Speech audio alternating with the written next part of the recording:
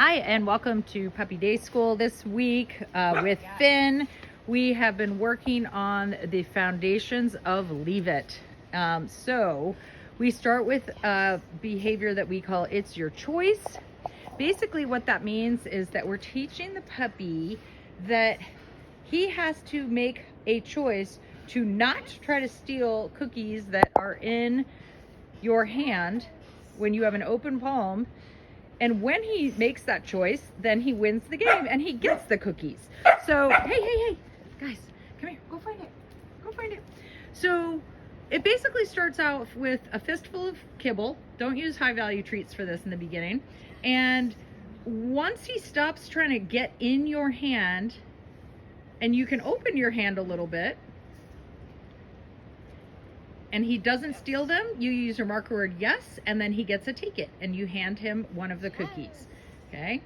And you keep doing that, and you'll notice there's a lot of frustration in this exercise. It's really hard when you're sitting there with a fistful of food, so a lot of times you'll get barking, you'll get kind of crazy behaviors. You can always take a break and have him do a go find it or a hand target or something to just kind of refocus him so he doesn't keep losing his mind. And then,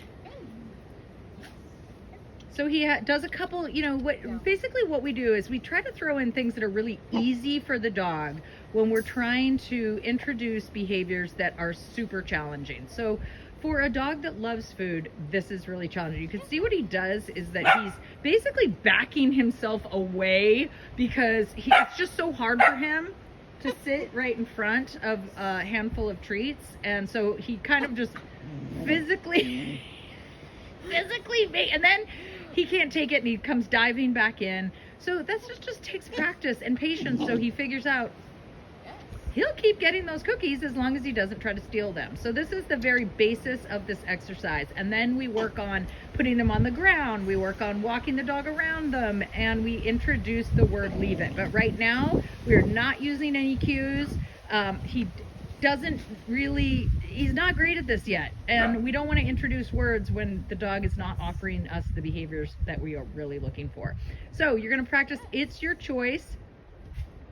One last time, it is a fistful of kibble with a closed fist. He will probably try to eat your hand. He will paw at it. He'll bark at it.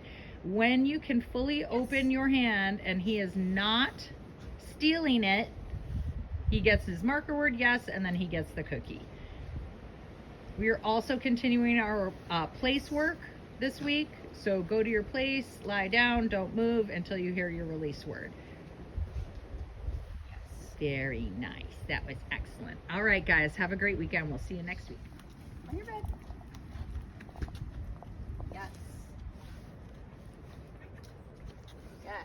Okay, so if he pops back up when you're practicing, you notice how Melissa just paused, waited for him to lay back down. Okay. He, again, should not get up until he hears that release cue, okay. So if he gets his cookie and he decides to get up, that's not cool. So you were talking about stay. Are we introducing stay? We're introducing what I would call a little bit more longevity, but in no way am I introducing the word stay yet. So what we do is we just continue to increase the amount of time that the dog is on their mat or their bed before they hear the release cue. So in theory, yeah, what we are doing is building a stay cue, but we're just not using that word yet because we want the behavior to be really solid before we pair a cue with it. So that's kind of a perfect time to get, maybe his food bowl for dinner and sit while he's practicing on his bed and just be doling out 5 or 6 pieces at a time, releasing him and then having him go back. It's a great way to build longevity when you have a dog that really wants to work because they're kind of hungry. Yeah, that's nice.